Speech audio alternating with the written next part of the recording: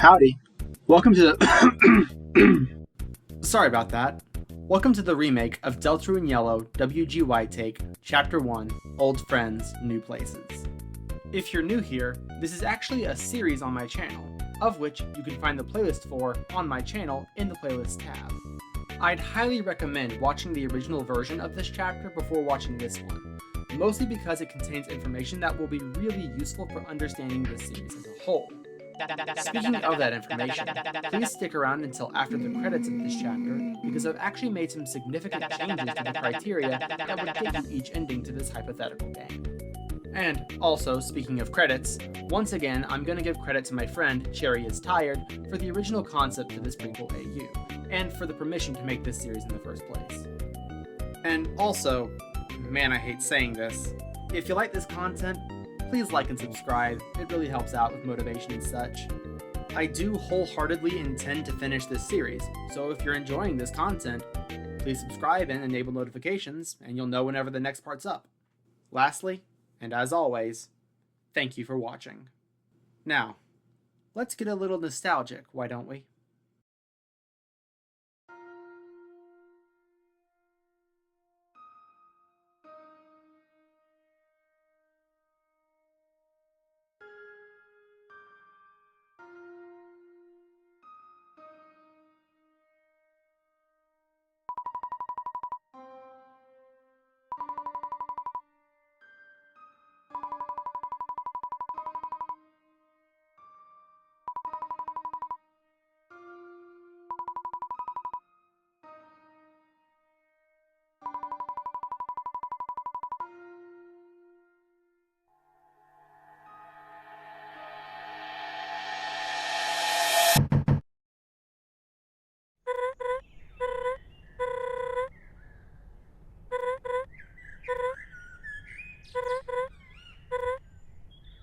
The bed sheets flip open, and a teenager steps out of the bed.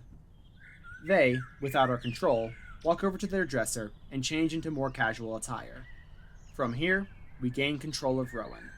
Walking around the room, there are several objects of interest to interact with. Interacting with the bed,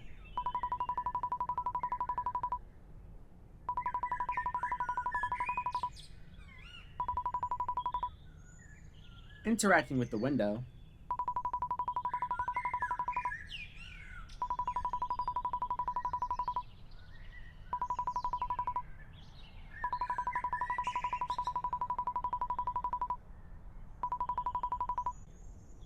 interacting with the movie poster on the wall,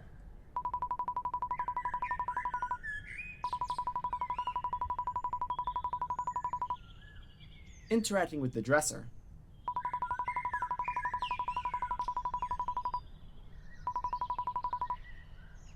interacting with the desk in the corner of the room,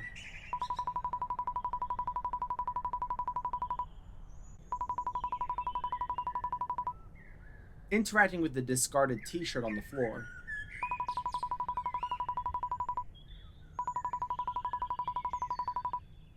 leaving Rowan's room and interacting with the mess of a bookshelf,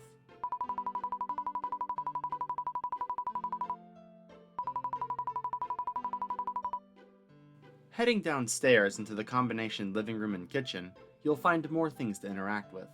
Interacting with the fridge,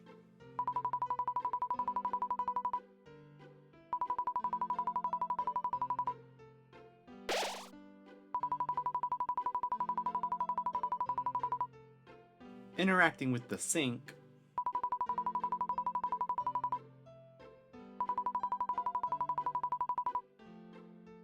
interacting with the stove,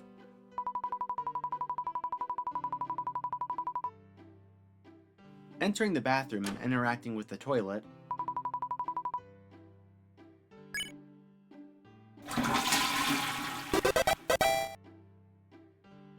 interacting with the sink, or rather, the mirror above the sink, leaving the bathroom and interacting with the gold-painted phone on the wall,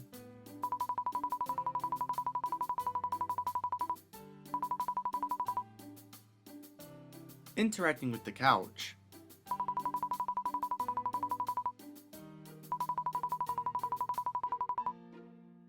Interacting with the pictures on the wall.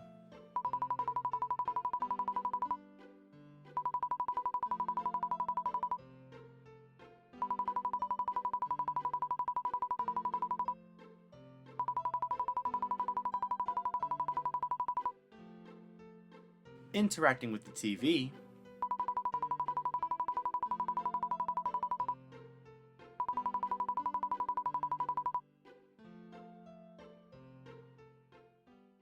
Stepping outside, you'll find Rowan's mother, Martlet, waiting for them outside.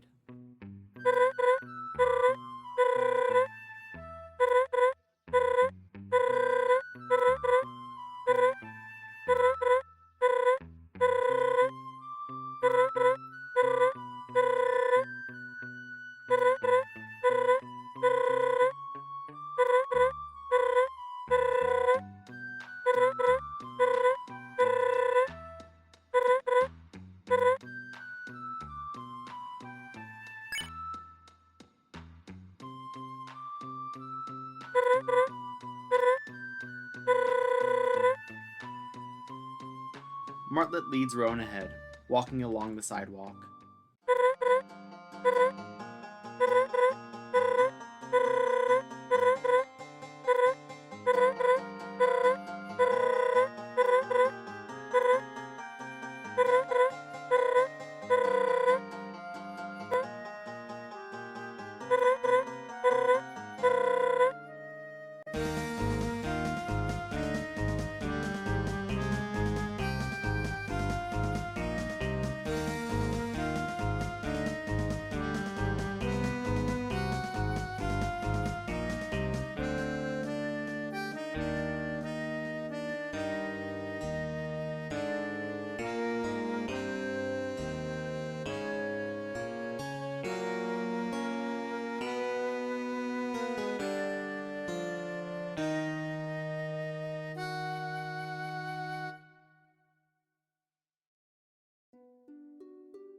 The two arrive at an old large house on a large piece of property. The two step onto the porch, and Martlet knocks on the door. After a few seconds, Saroba opens the door, dressed in mourning garbs. Without warning, Martlet hugs Saroba.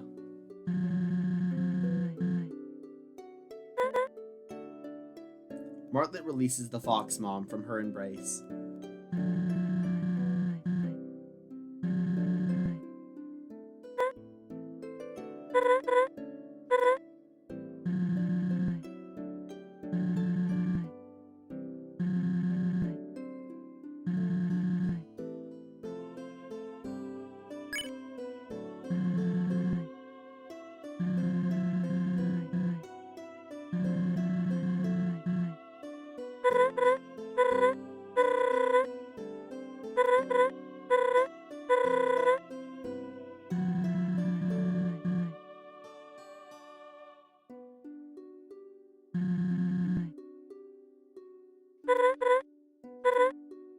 Rowan walks into the house.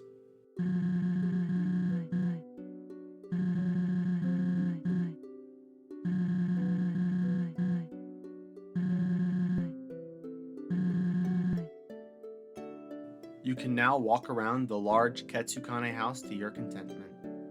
Following Saroba into the kitchen and interacting with the fridge,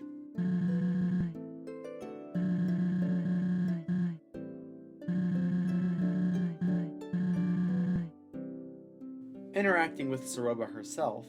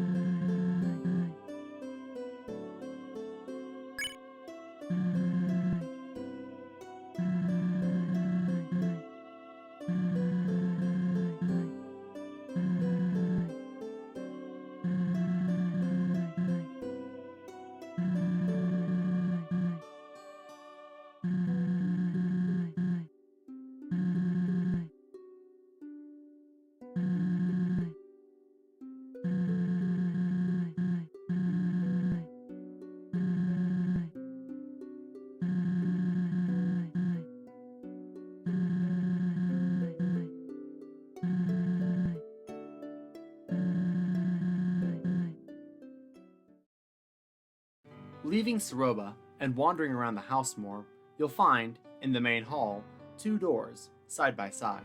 Interacting with the basement door, the other door, however, is locked. Eventually, while exploring, you can run into Axis.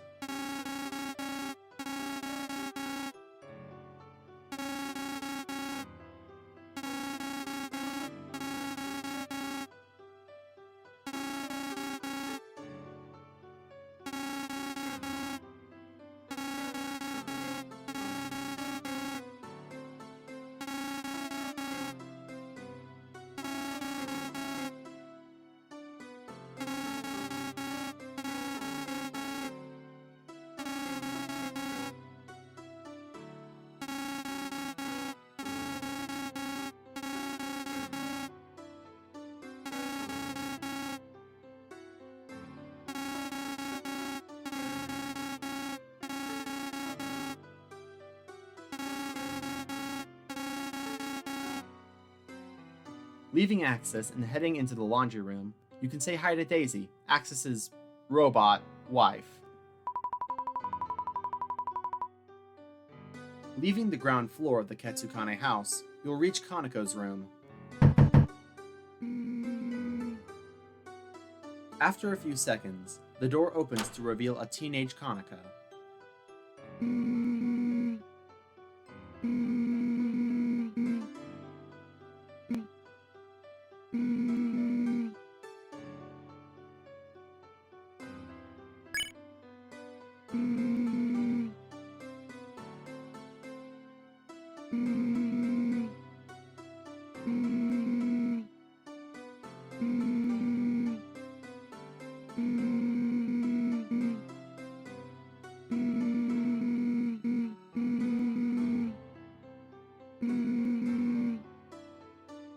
Rowan then enters Kanako's room. The room is quite messy. Clothes are scattered across the floor, drawings stapled and taped to the walls.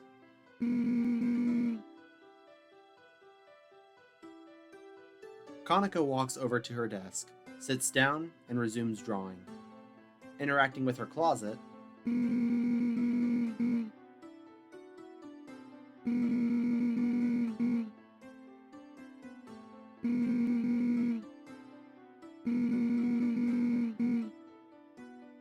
interacting with her bed,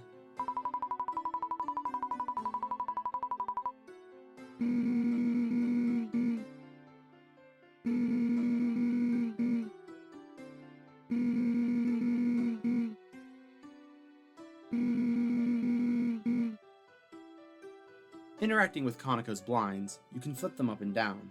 Doing it 3 times,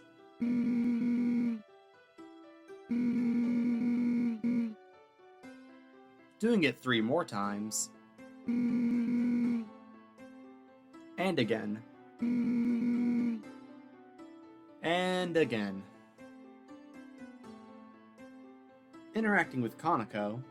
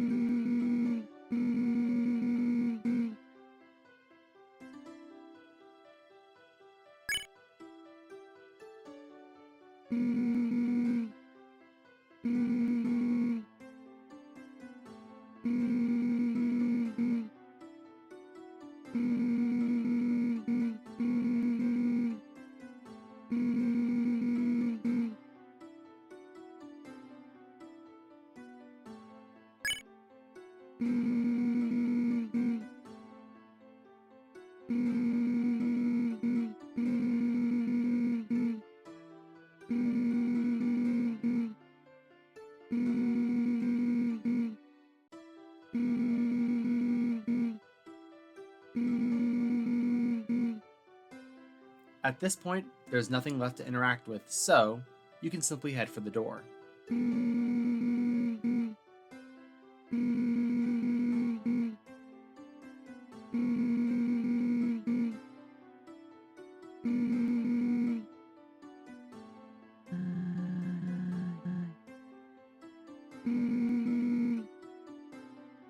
Kanako quickly gets out of her desk and dashes downstairs. Rowan follows. Heading downstairs, Suruba is found, seemingly looking for something.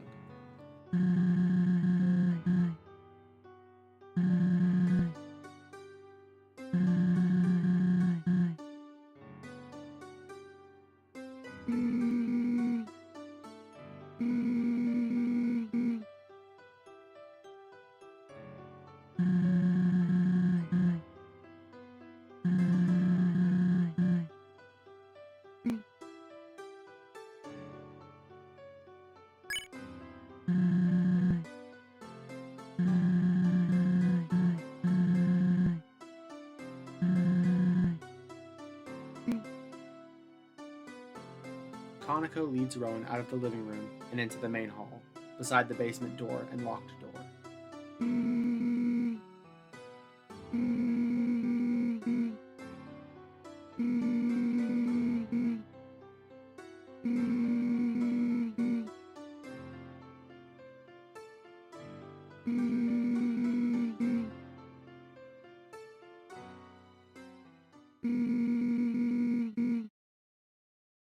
Kanako opens the basement door to reveal absolute darkness. The darkness begins to pour out, almost like liquid, creating a dark green hue on everything.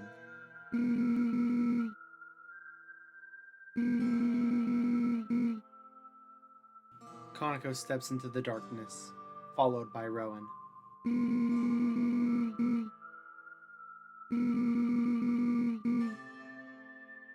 Kanako steps to the right, holding her arms out to feel for walls.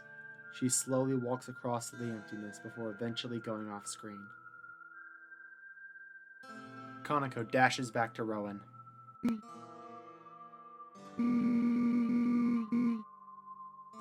From here, we can walk around the darkness with Kanako, looking for a light switch.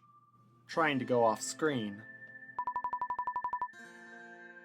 Trying to leave through the way you came in. After you've thoroughly searched for the switch enough, you can talk to Kanako.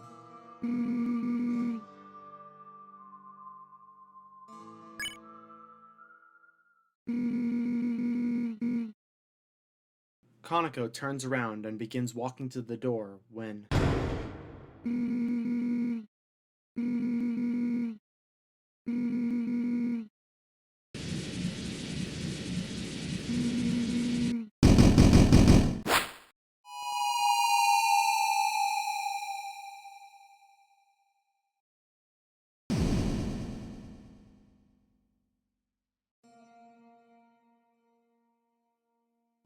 Rowan awakens in the dunes of a dark, dusty desert.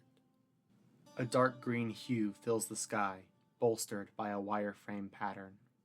Rowan takes a moment to examine their new outfit. They look around for a moment before we regain control. We walk alone through the empty dunes, signs of destruction everywhere. Torn metal buried in the sand, footprints along the ground, and scorch marks along untraceable patterns.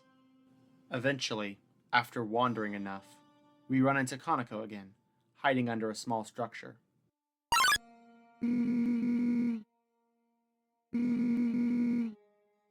She immediately runs to them.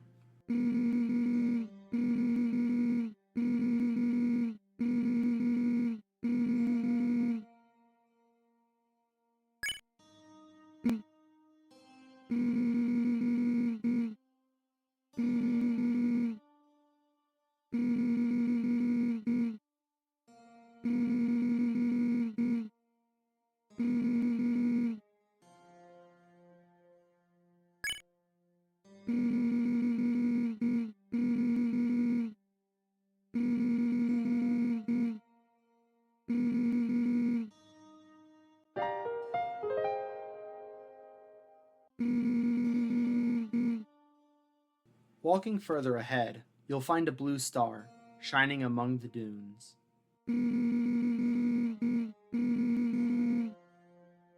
Inspecting the strange blue star,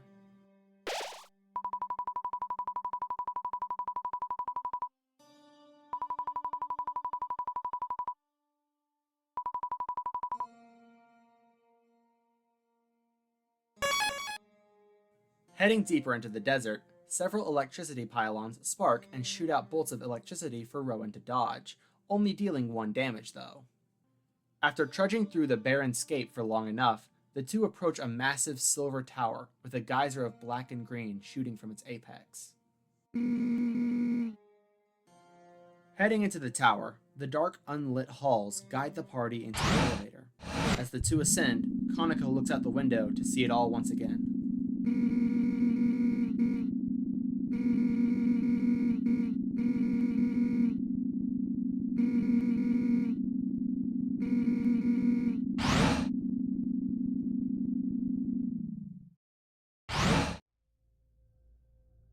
The elevator stops, and the two reach some form of lobby.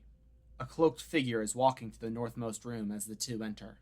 The cloaked figure quickly pulls out a large weapon and swings it at the two, causing a jet black liquid to fire at the two. Rowan pulls Kanako to the side, to keep her from being hit.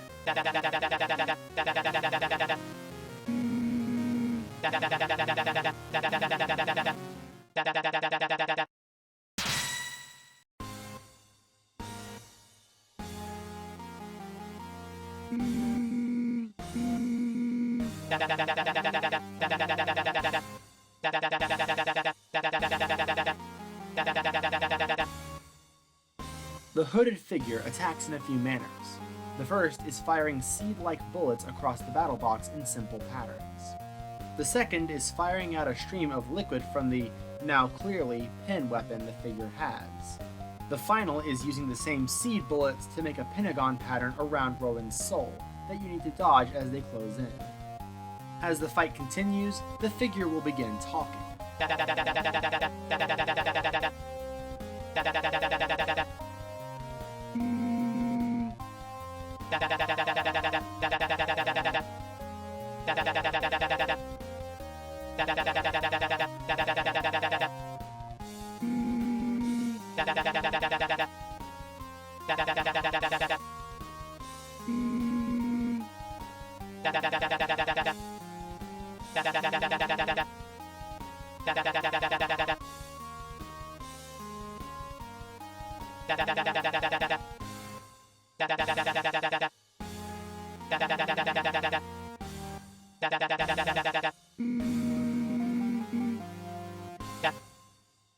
The hooded figure becomes noticeably nervous.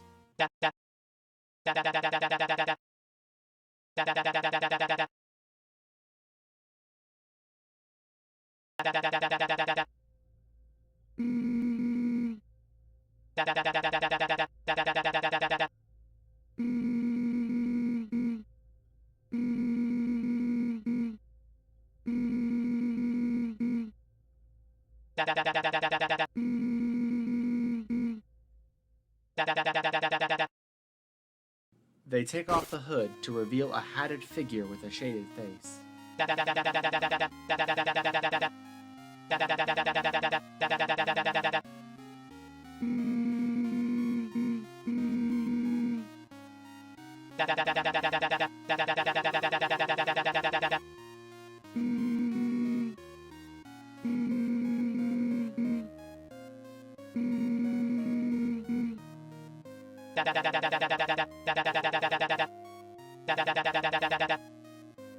Rifle claps, and the lobby begins to brighten.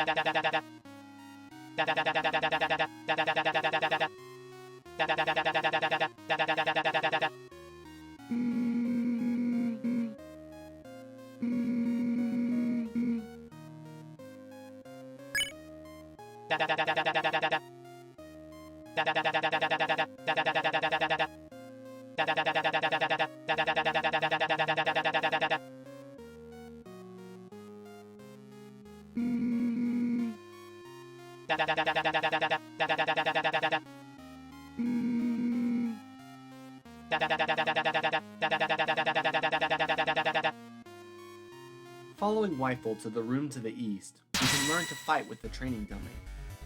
Rowan uses their golden 6-shooter as their weapon, which is actually a watch in the light world. As such, their attack mechanic has the minute hand on their watch go across the different bullet slots in the 6-shooter itself. From there, you simply must time when you press Z to fire the bullet in that slot. If the shot is timed perfectly, it will deal greater damage. Kanako functions as a healer, using TP to heal any party member. Her attack is akin to the ballet shoes from Undertale, where you will be given several targets to hit in order to deal greater damage. But rather, every hit target does a little bit of damage, rather than adding to a sum. Weifel is the primary damage dealer of the party, having one simple target attack akin to Deltarune's. They also have the Pacify spell in their magic menu. Eventually, after training enough, Weifel will say this.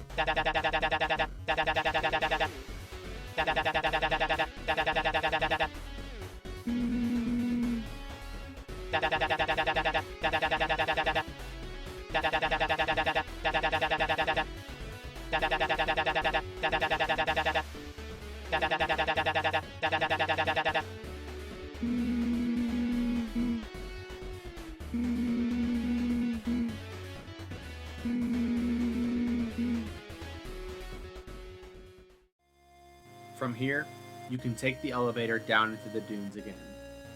Heading east, the party approaches a large metal gate.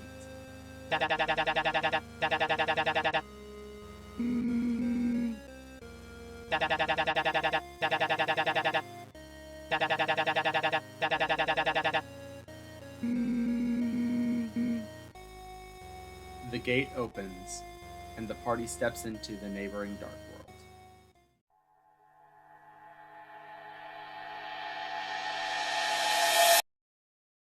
The party steps into a long, narrow canyon filled with stone structures built into the canyon walls.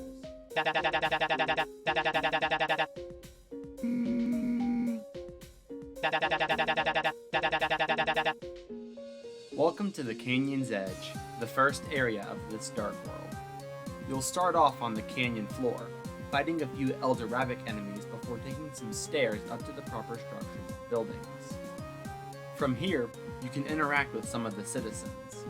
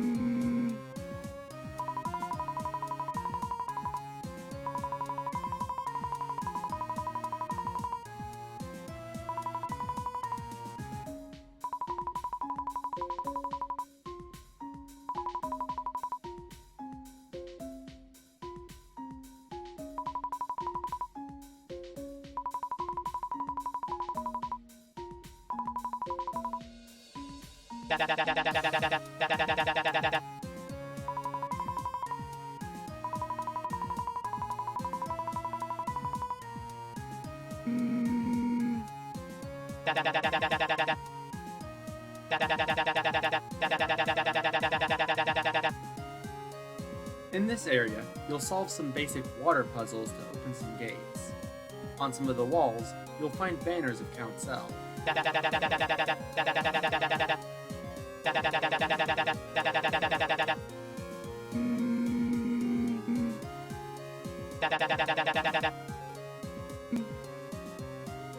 On other walls, you'll find vines growing red flowers on their buds.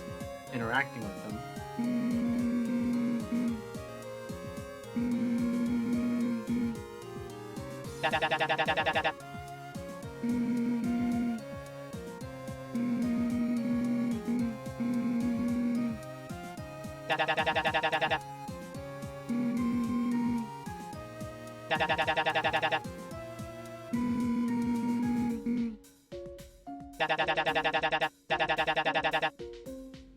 eventually, you'll find a resting spot with a vending machine and some tables.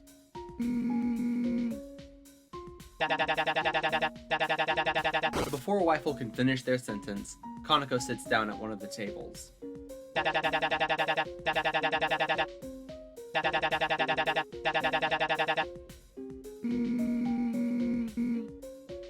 From here, you can interact with the two, talking to Weifel,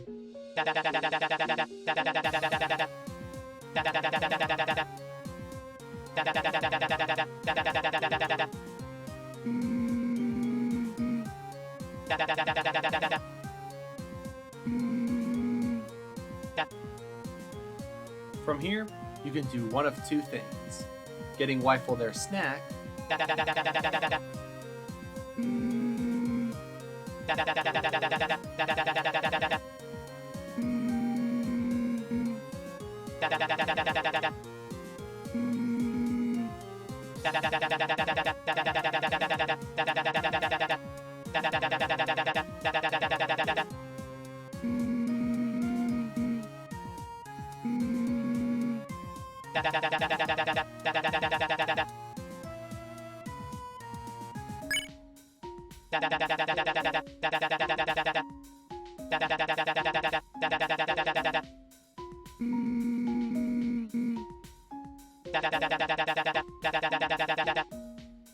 or you could also eat Weifel's snack right in front of them.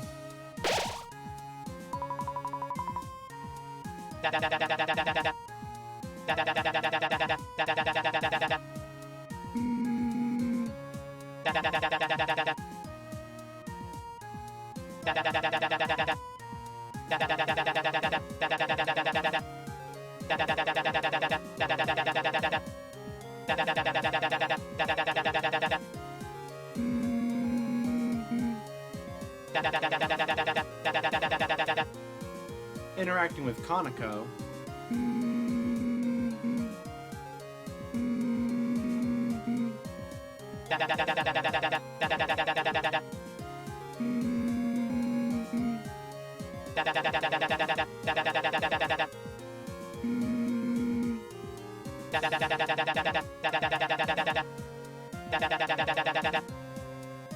after you've gotten plenty of healing items and rested up enough, you can progress further, descending back onto the canyon floor and following a river to the edge of an otherworldly forest. As the party approaches, suddenly, in a puff of smoke, a large armored figure appears.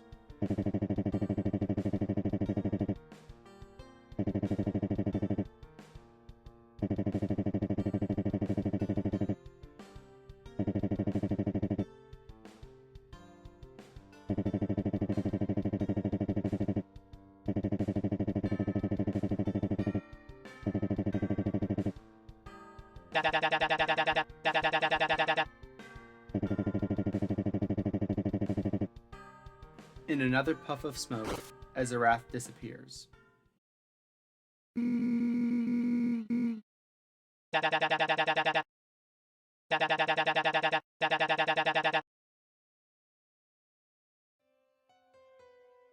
The party proceeds into the internal forest, a dense, vibrant forest within the canyon walls, filled to the brim with traps and puzzles built by the Empire's Royal Guard. Following the path, you'll find Ezeraath working on a puzzle.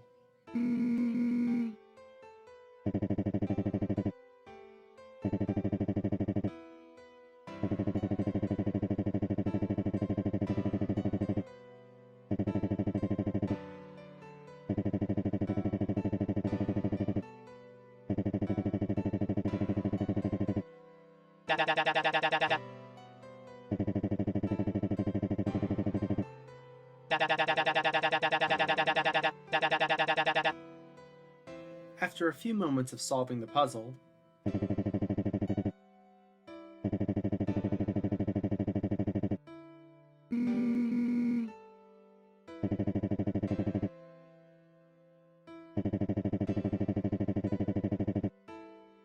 Ezeraath moves ahead, and the party follows.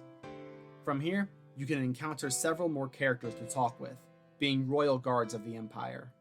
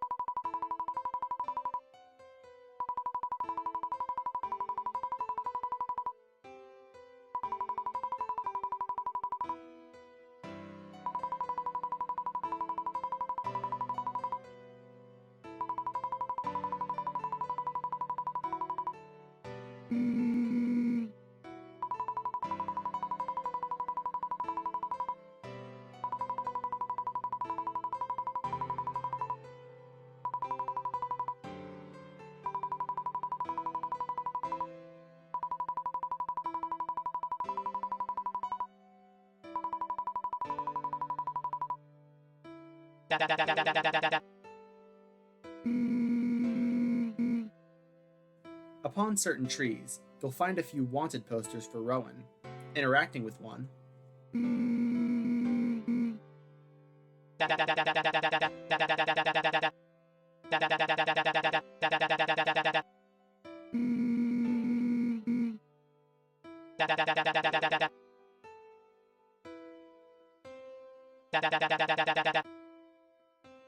heading deeper into the forest, the party will walk through a long narrow in the path when suddenly a giant wooden cage drops on Rowan.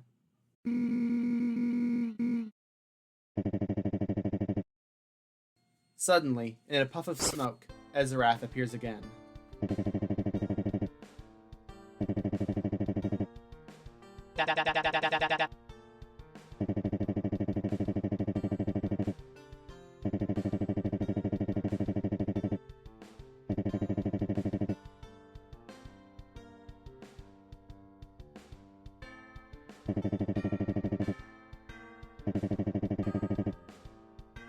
Ezeraath walks over and lifts the cage off of Rowan.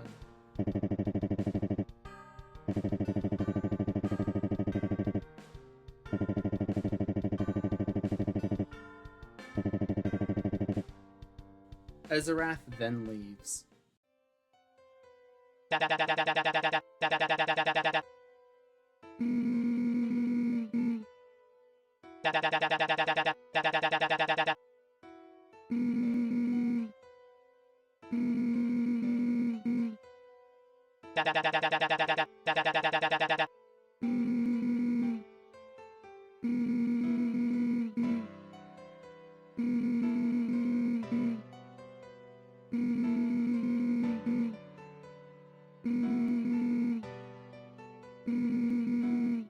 Rowan stirs, and the two notice.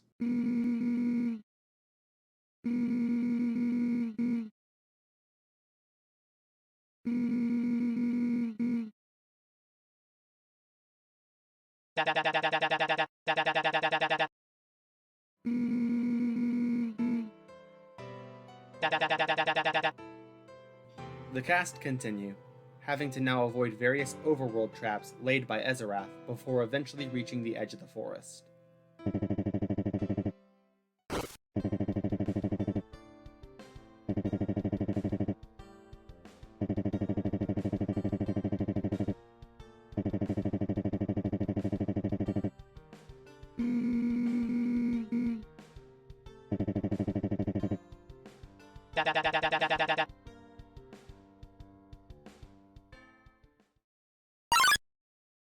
Ezeraath draws his blade.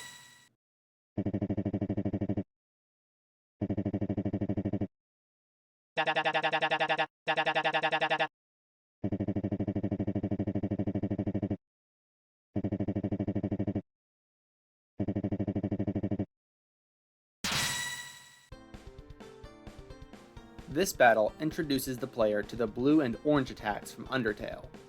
Ezeraath will use his sword and various contraptions he and his crew have built in order to attack you. To win this fight, you need to use the distract action with Kanako, which will take up her turn. This will lower Ezeraath's defense. Then using the bluff action with Rifle will lower Ezeraath's steadiness. But, as you do that, Ezeraath will become faster. The fight eventually ends when, after a final bluff, this happens.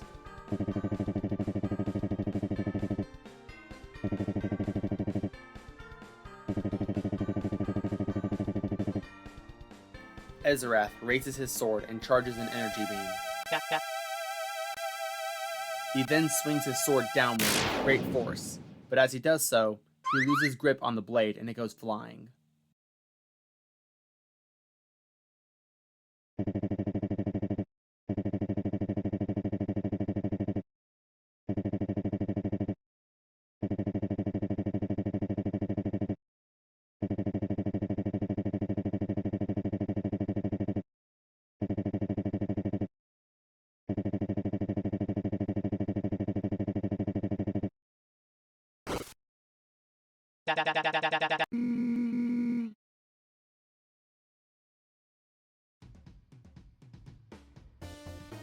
It wouldn't be Chapter 1 without this, right? We're taking this small break in order for me to explain a few things that happened mid-development of this chapter. For one, my mic gave out. You may have heard it during the Ezeraath fight, but I had to buy a new mic. But, hopefully, because of this, my audio quality will sound just a little bit better. Not only that, but Isaiah, kinda impromptu, decided to make some new facial sprite variants for Kanako, Suroba, and Martlet. So, going forward, you'll now be seeing those. So don't be surprised when the next area fades in and Kanako finally has her mask. But she is never getting her other two ponytails. You cannot take it from me! Alright, that's all I needed to explain. This is the last break time in the series, so say goodbye to this for the final time. And for now, let's get back to the story. The party progresses into the White Fields, a vast, vegetated place with fauna and wildlife that carries the texture of crayon. Several farmers can be seen watering the environment with water from the river the party continues to follow. Talking to one,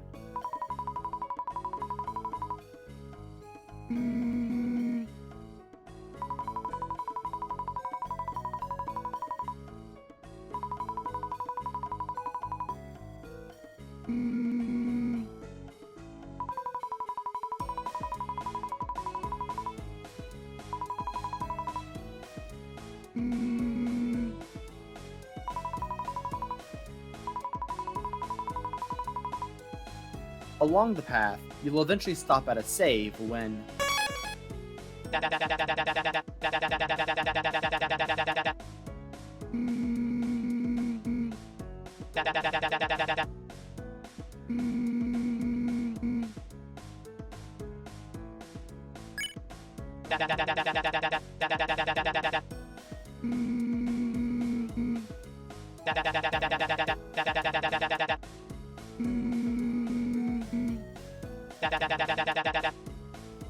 after encountering enough Croodles, this interaction plays out.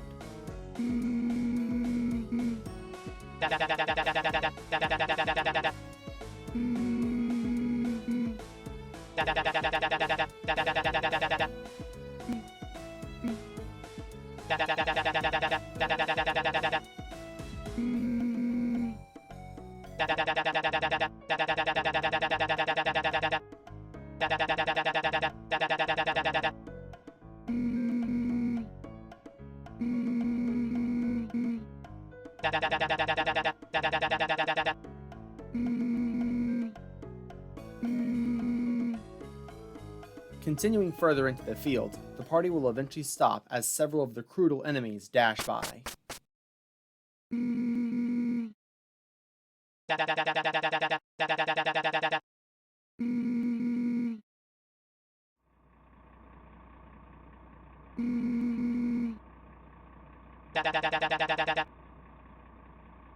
Slowly, a large machine comes down from the top of the screen. Suddenly, a face appears on the screen.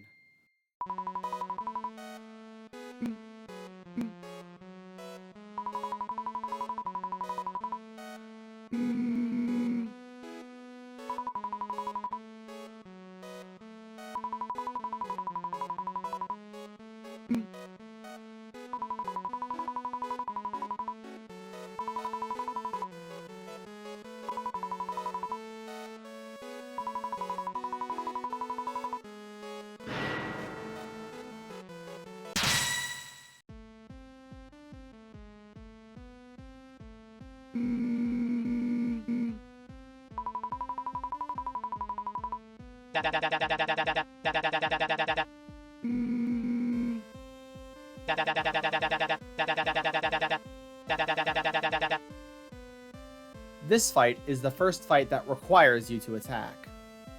Yeah, so allow me to explain the philosophy of this game. There isn't really a pacifist ending per se. At certain battles, you will be required to fight, but don't worry, you'll be warned when these points are. The main reason I'm doing this is because justice as a concept isn't directly tied to pacifism, and I wanted to reflect that. Of course, in fights where you do have a choice, your actions will have consequences, thus explaining why you would be warned of forced fighting battles.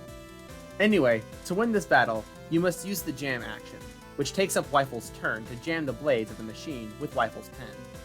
From here, at every chance you get, you must attack the machine until it breaks down.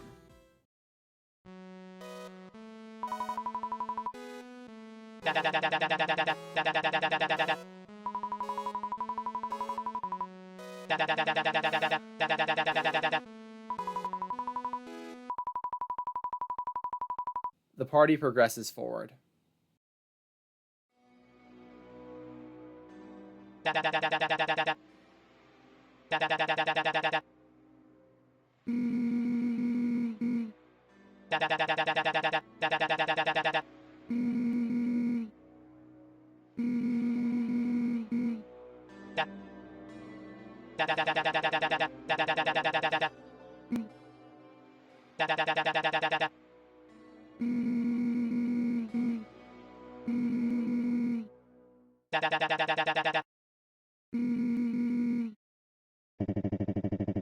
Suddenly, several enemies get the jump on the party. The world fades back in. The three are tied up by string, sitting on a bridge just above a massive pit beneath the floating fortress.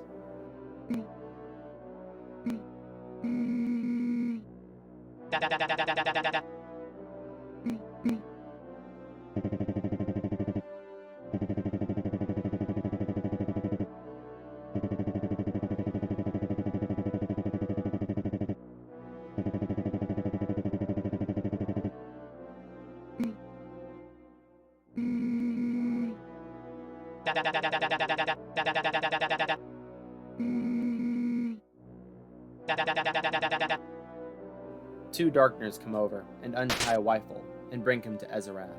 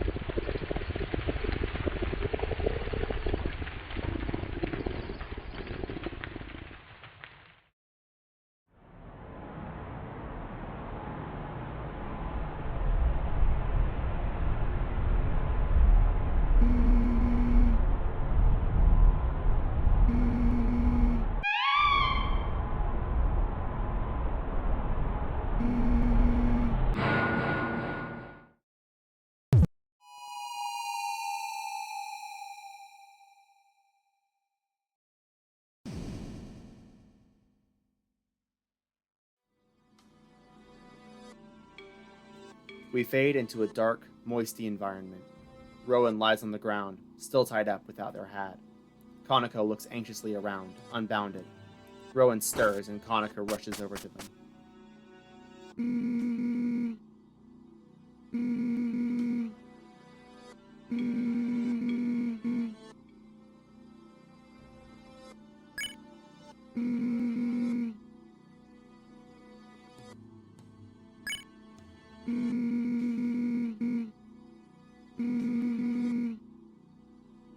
Kanako undoes the ropes around Rowan.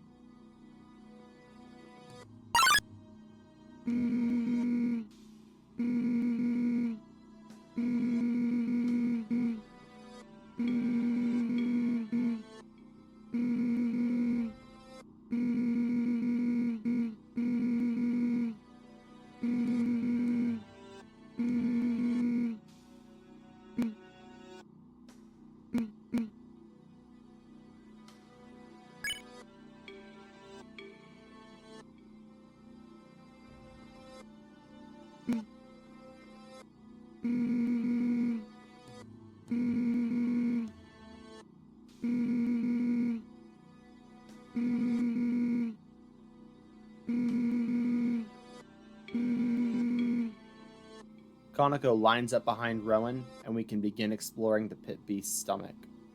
Within the dark, moist, ambient halls within the beast, you'll find several other prisoners minding their own business. Interacting with them,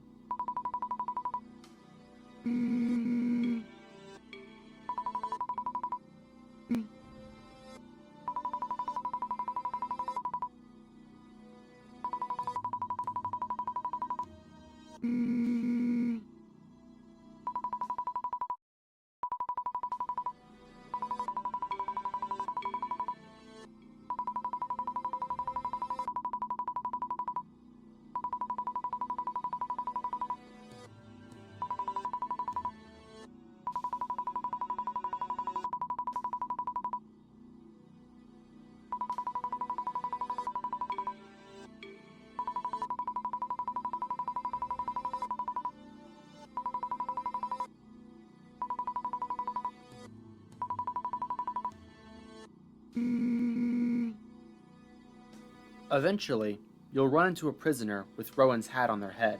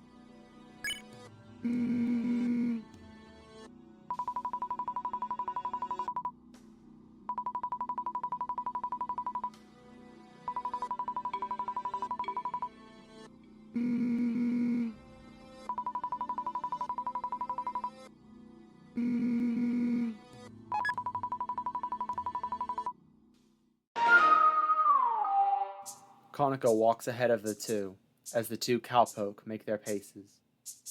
A few tense seconds pass before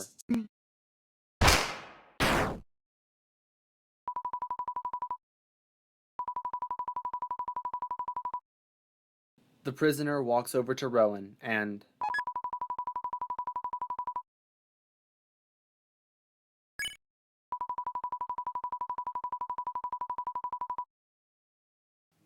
after wandering around enough, you'll find a lone metal door within the beast.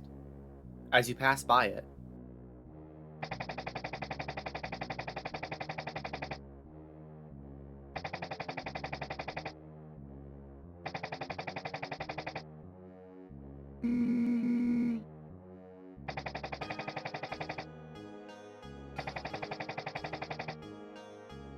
Hesitantly, Kanako approaches the door. Two white eyes gleam back at Kanako between the bars.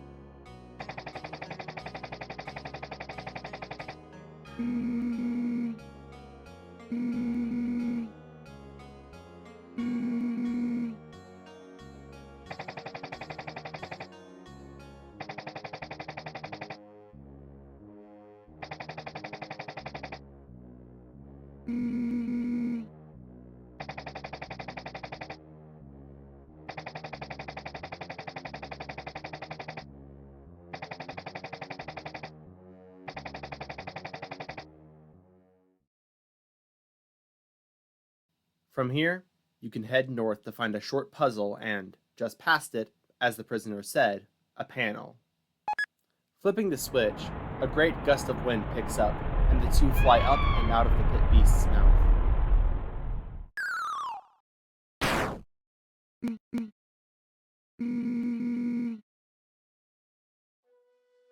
The party now enters the floating fortress, a large complex ordained with imagery of Councel along almost every wall. This area actually doesn't focus on puzzles as its main form of obstacle, but rather combat. Large groups of enemies fill the halls of this fortress, but what puzzles are here are all centered around the usage of light. Eventually, after traversing enough, you reach a small shop run by an elderly Darkmer.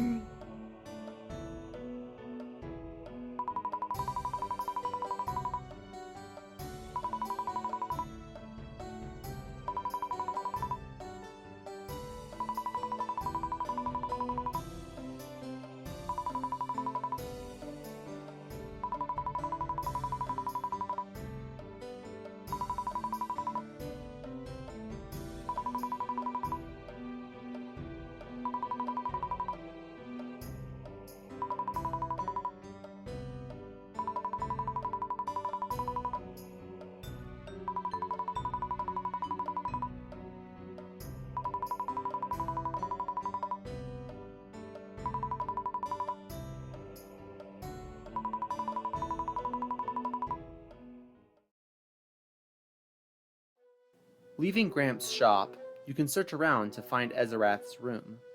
Interacting with the training dummy,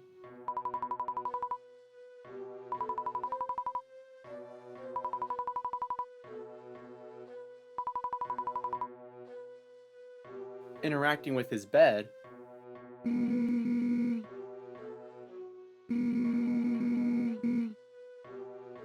looking out the window,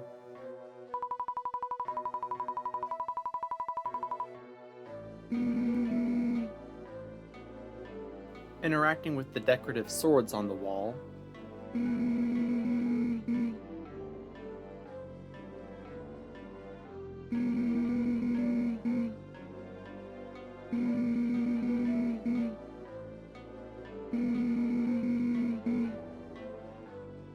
heading further into the floating fortress, you'll eventually run into Ezeraath and Weifel, seemingly in the middle of a conflict.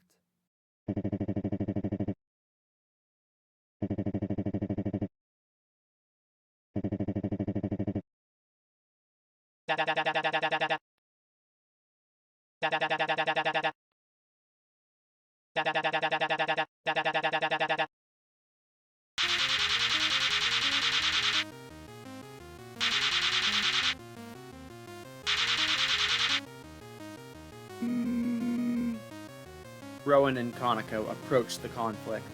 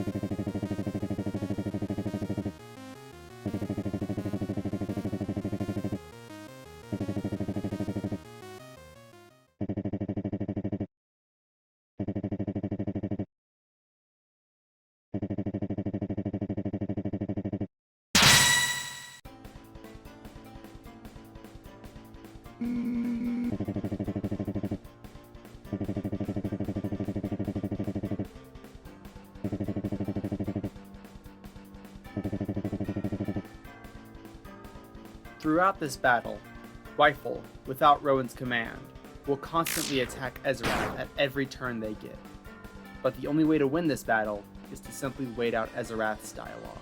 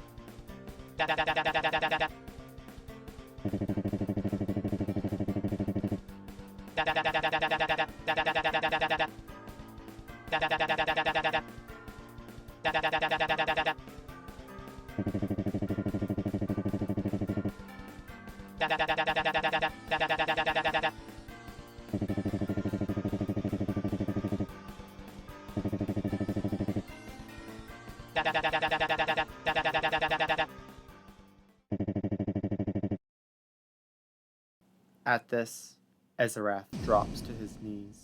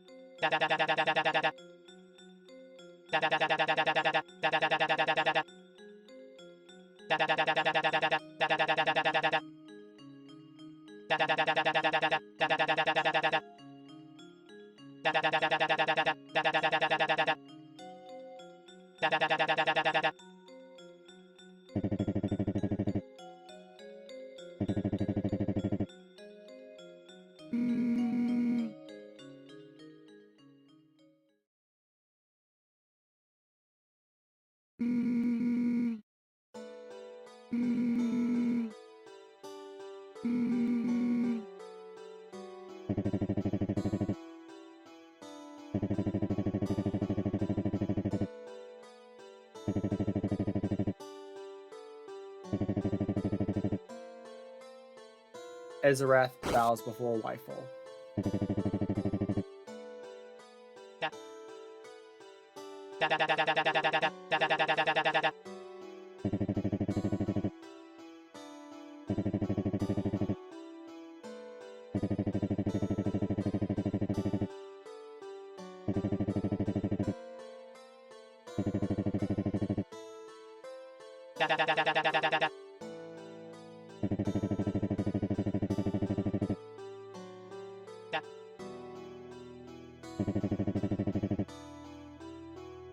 With that, Ezeraath heads further into the floating fortress.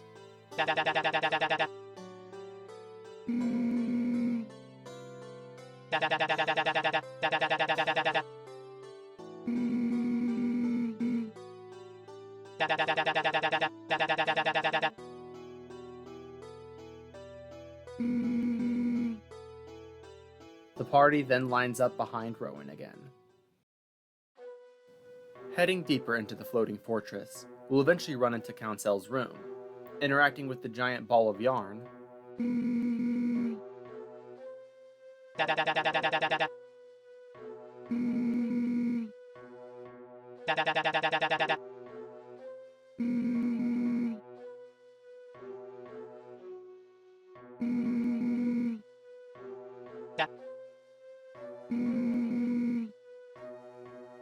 interacting with Councel's massive bed,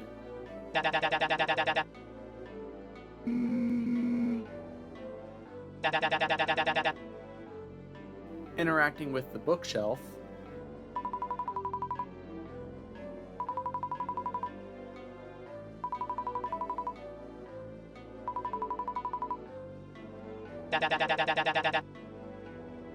interacting with the small desk under the map of the Dark World, you'll find a note.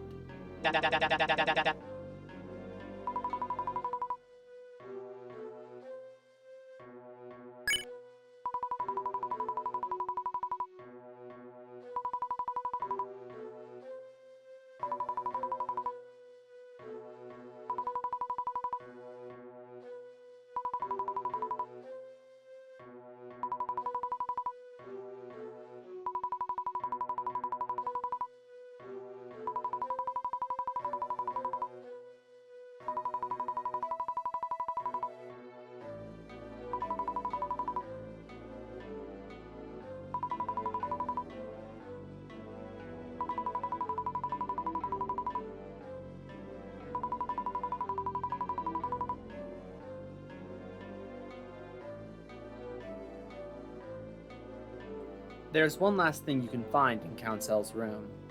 Interacting with a chest near the back wall.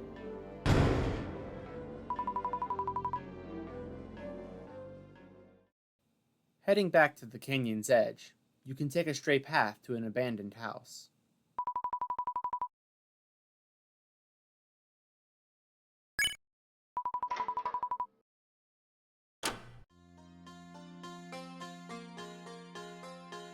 Inside, you'll find it's quite peaceful. Flora lines the walls. Inside a chest, you'll find... On one of the tables, you'll find...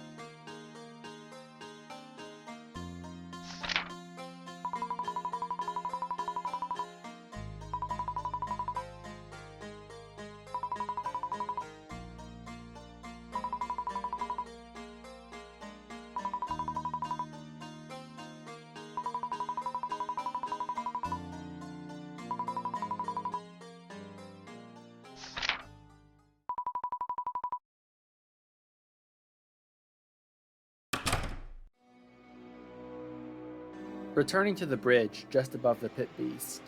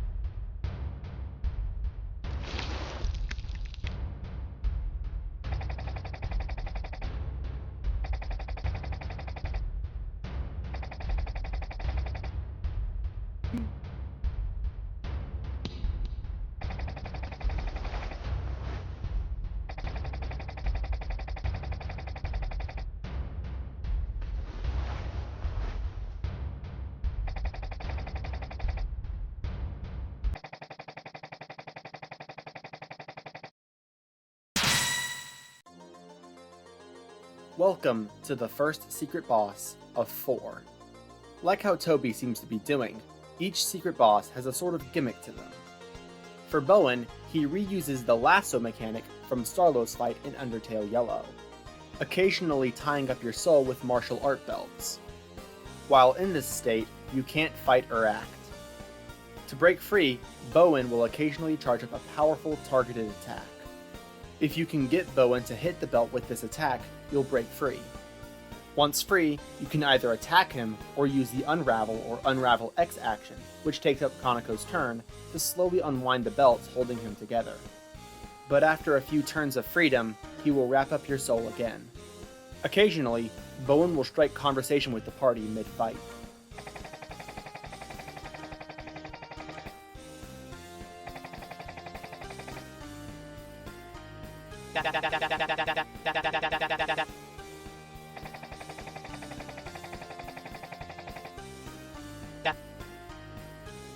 The fight ends when either his health is depleted or he is completely unraveled.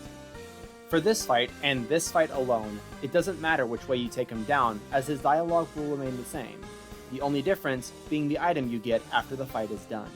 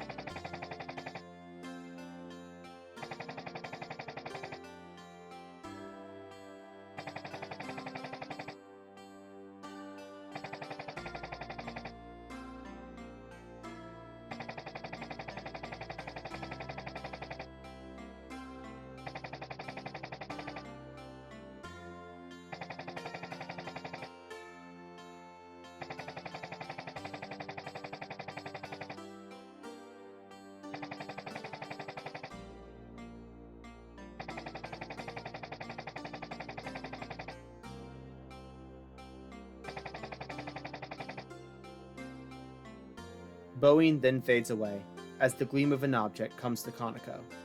If you had fought them, you would receive. If you had spared him, either way, you would also receive.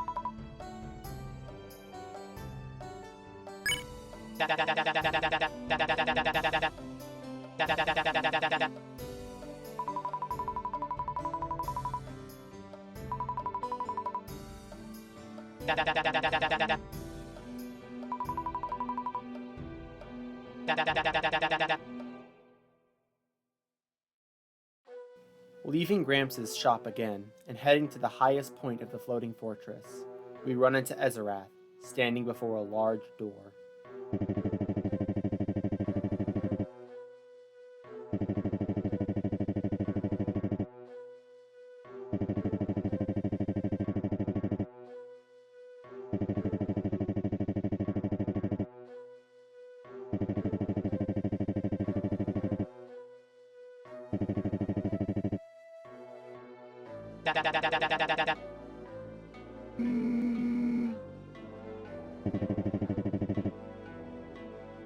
With nothing left to do, you can now approach the large doors.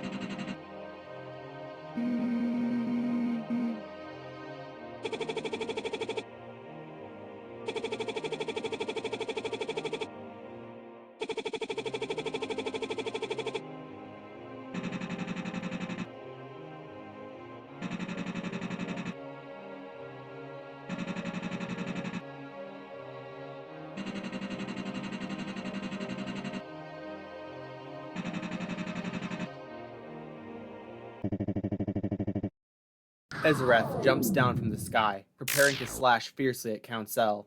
But Councel swipes at Ezeraath, sending him flying against the wall, and he falls unconscious.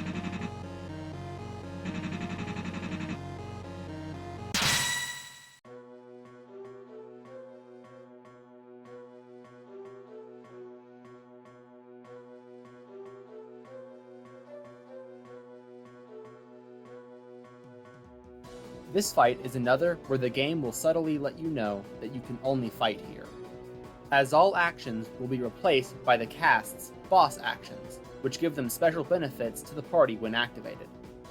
Rowan has Bolster, which temporarily increases the speed of your soul. Kanako has Brace, which increases the party's defense. And Weifel has Steady, which increases the party's attack power. This fight also bears the unique effect of all three heads of Councel being their own enemy target. This is done because Councel has a unique kind of bullet pattern. Going from left to right, we start with Playful, who has the most chaotic bullet patterns but deals the least damage. Then Intelligent, who has standard bullet patterns and deals medium damage. And then Aggressive, who has the most overwhelming patterns and deals the most damage. Once it's Council's turn, whichever head was dealt the most damage will not attack while the other two do. If no damage was dealt to any head, 2 random ones will attack. At Phase 2, the fight gets more difficult, as the heads will shade themselves and begin to swap positions, so you need to memorize which head is which and strategize which ones you want to attack in any given turn. The fight ends when all heads have been dealt enough damage and Weifel can cast Pacify on them all.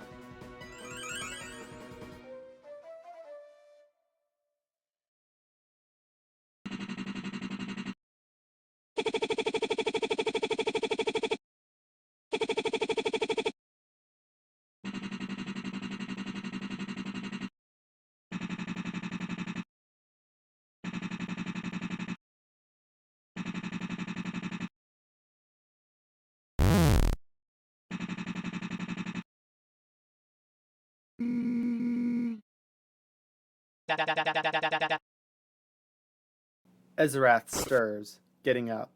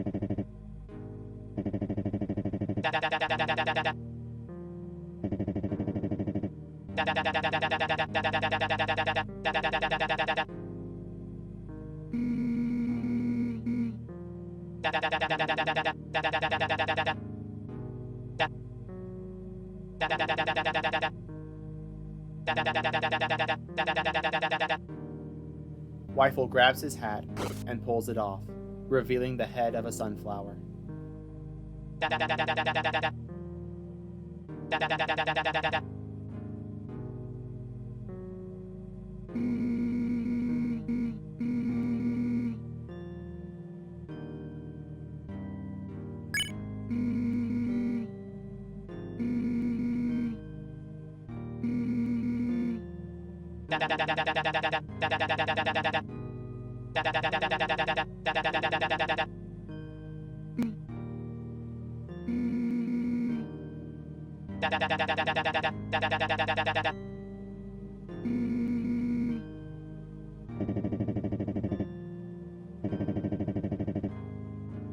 But before you leave for the fountain, you can also walk over to Councel and...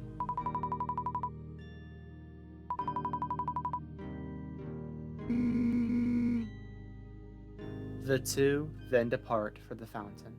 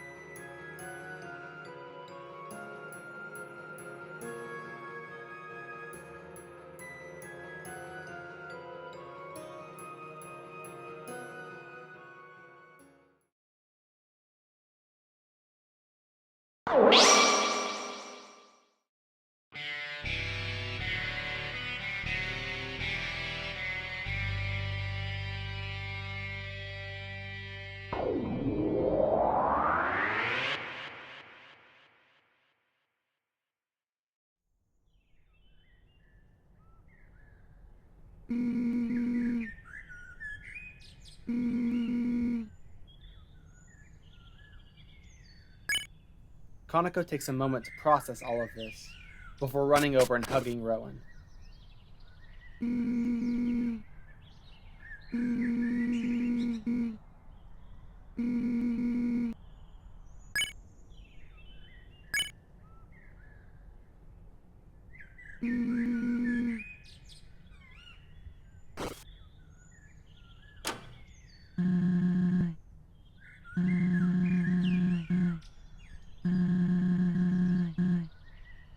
Rowan looks around and notices the suitcase on the floor.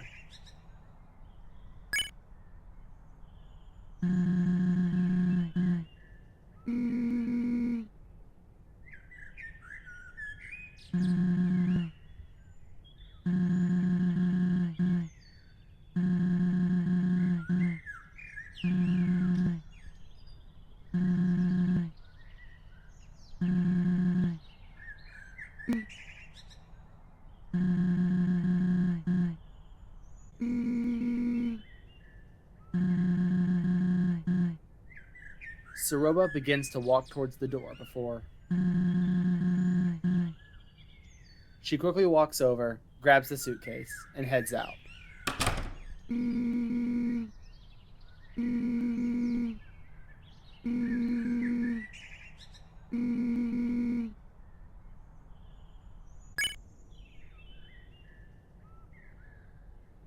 Kanako walks upstairs, allowing you to explore the abandoned bedroom.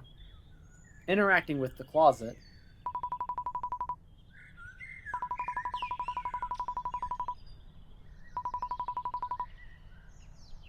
interacting with the strewn about crayons and paper on the floor,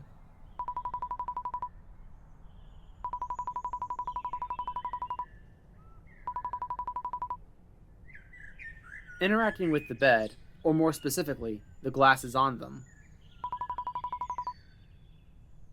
interacting with the dead tree beside the bed,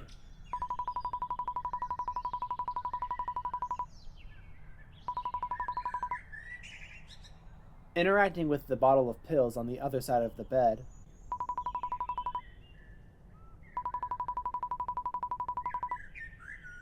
interacting with the door on the left. On the ground, you can also find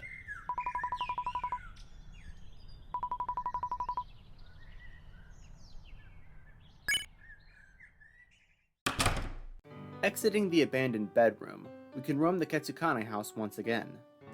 Not much has changed, aside from on the kitchen counter.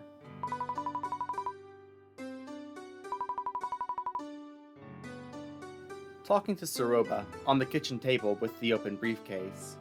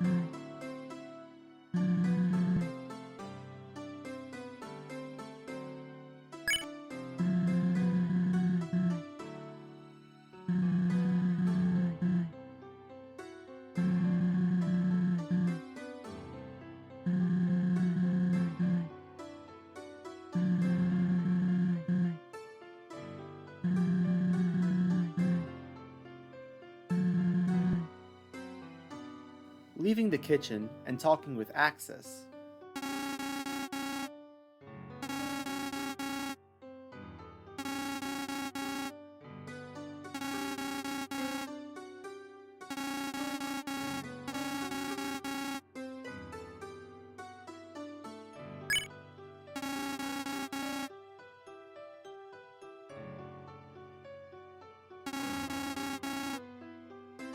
Going back up to Kanako's room and interacting with her door.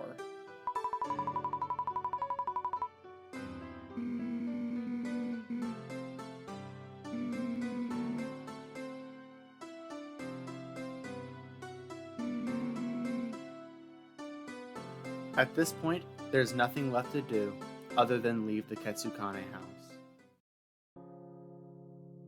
Leaving the Ketsukane house and taking a few steps off of the porch, Martlet comes speed walking onto the property, tears in her eyes. She immediately runs over and tightly hugs Rowan.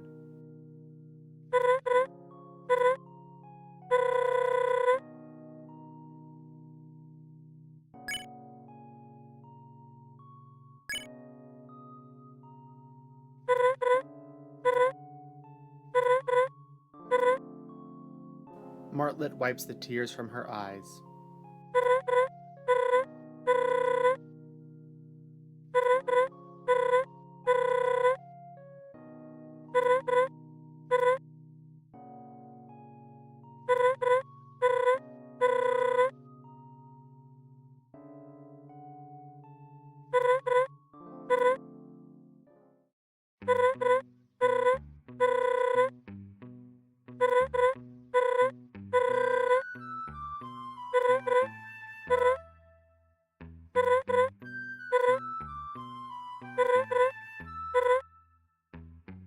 And with that, Martlet flaps her wings and flies off.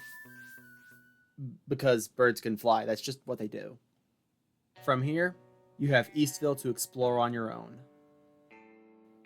Heading slightly north and to the west, you'll reach the town hall. Entering it, you'll find Rosa, the head canon name for the honeydew shopkeeper I'm going with for this series, behind the counter. Interacting with them,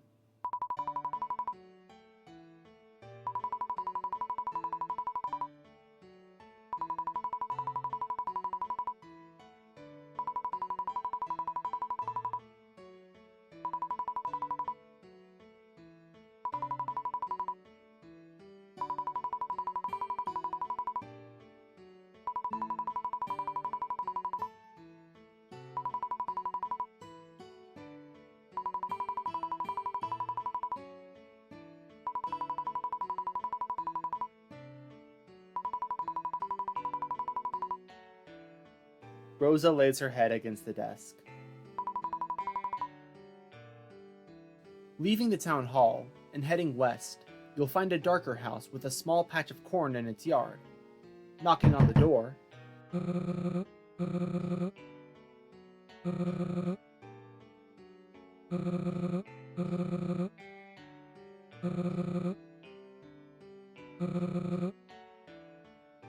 heading further west from the house, you'll reach a closed gate. Interacting with it,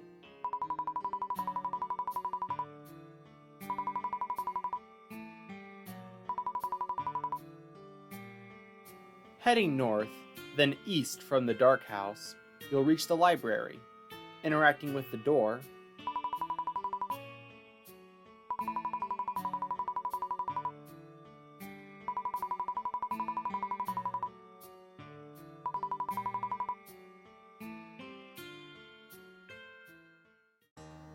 heading further west, you'll reach Sunnyside Farms.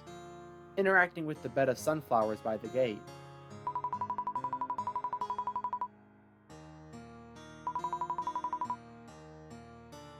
heading onto the porch of the house, you'll find Christina, Starlo's mom, looking out to the field. Interacting with her,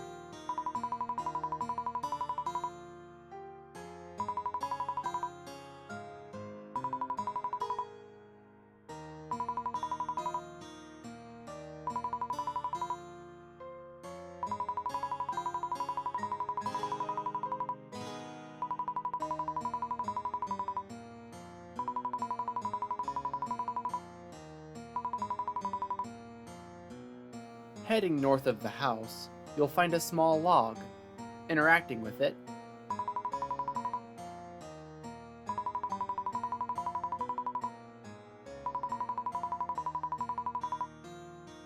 leaving the Microfrogget Palace and interacting with the barn doors,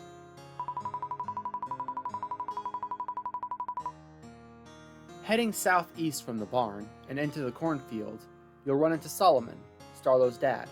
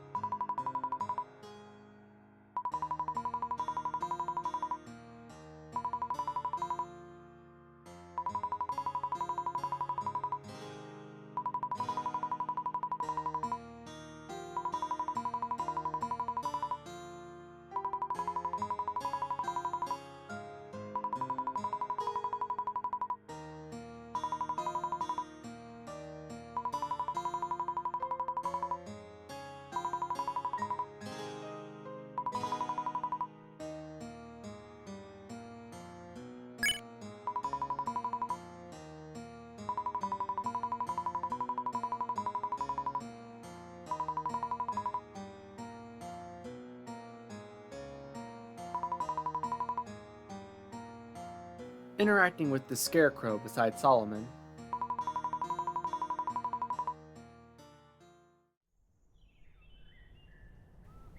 in the center of the field is a lone sakura tree, standing out in its beauty amidst the sea of gold corn. It curves to face the tree line to the east, standing under the lone tree and interacting with it.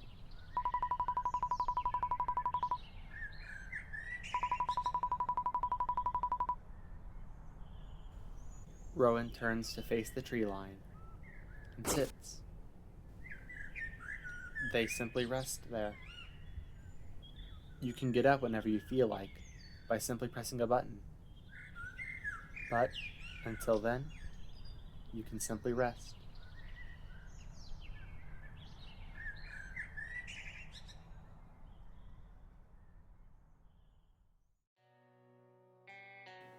Leaving Sunnyside Farms and heading slightly to the north, you can enter the police station. Inside, you'll find Starlo, asleep with his head on the desk. Interacting with him, Rowan will stir Starlo awake.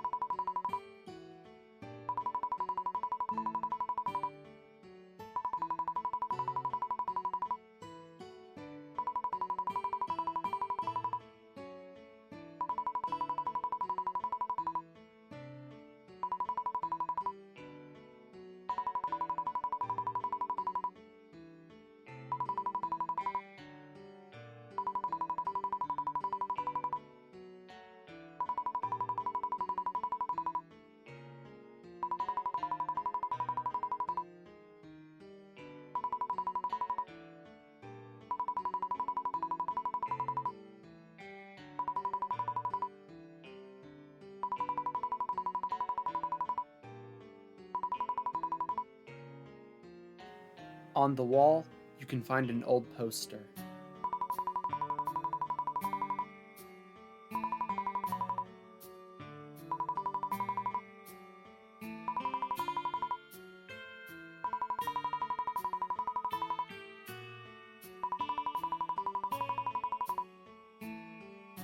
Heading northeast from the police station, you can enter the apartment complex. Heh, I find it quite... You know what? No, I'm not actually going to do the different knocks here, since this is something that I feel would remain exactly the same. So, moving on and heading north, you reach Danza, El Bailador's dance club. Talking to the bouncer at the front,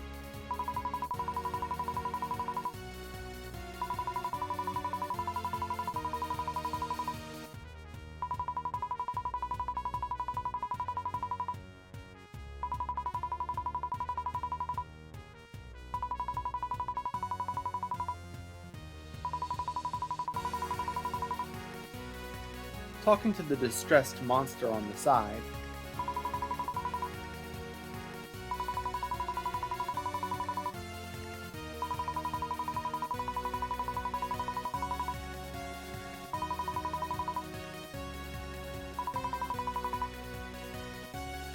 looking onto the dance floor, you'll find that all of the crabs from Undertale Yellow are dancing on the dance floor, preventing you from dancing. Walking up to the DJ's booth, you'll find El Bailador. Interacting with him,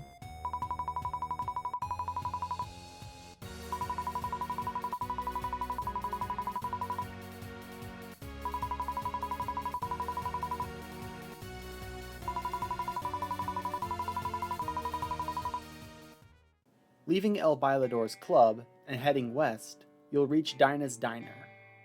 Going inside, there's more for you to interact with. Talking to Dinah, who's standing behind the waiter's desk.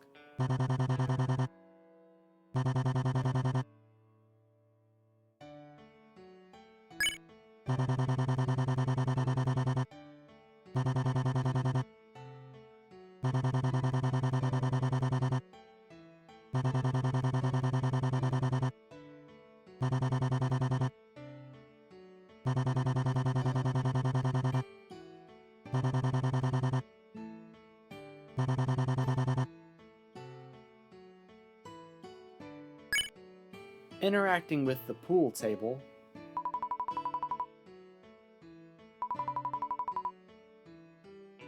on the bar, you'll find a figure of a white snake. Interacting with it,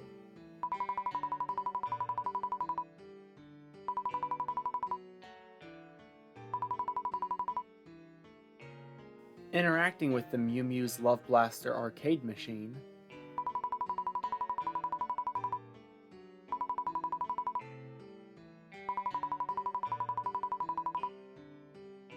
looking behind the arcade machine, interacting with the jukebox, you'll actually find that it can play various songs from Undertale Yellow, just to pay tribute to what inspired this project. Leaving Dinah's and heading west, you'll reach the town sign.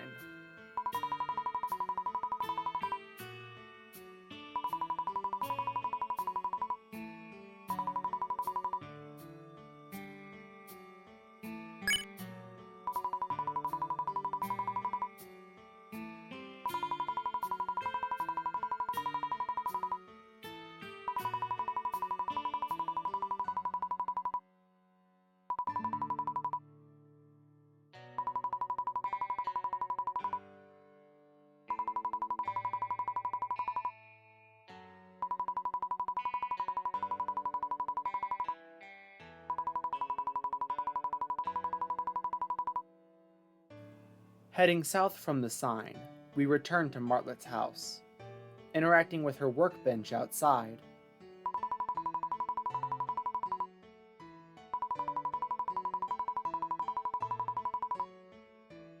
Interacting with the tire swing. With nothing left to do in Eastville, you can approach the door.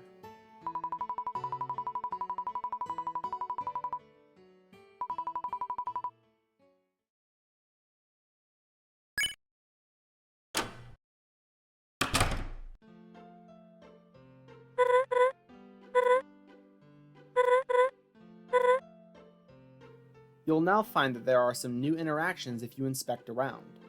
Interacting with the couch.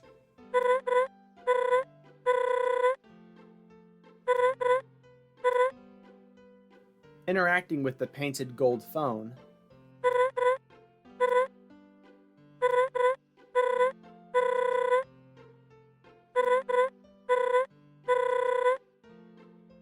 Interacting with the pictures on the wall.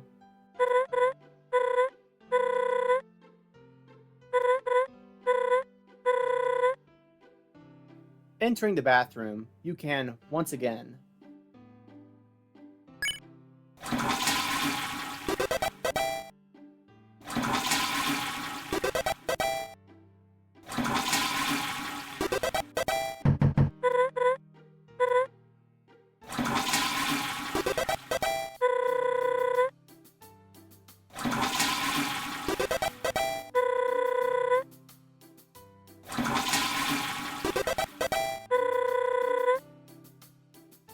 she'll repeat this until you leave.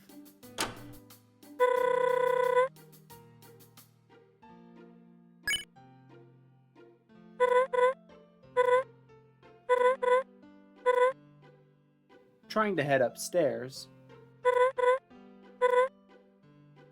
Talking to Martlet.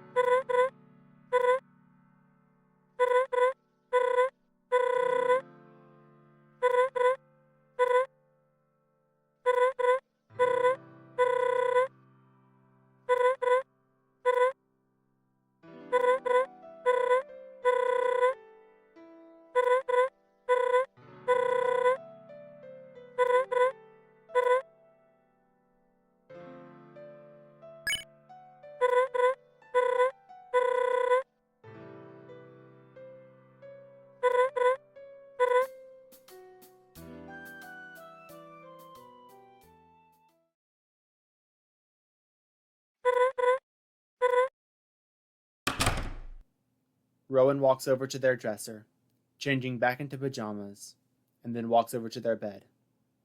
They climb in and fall asleep.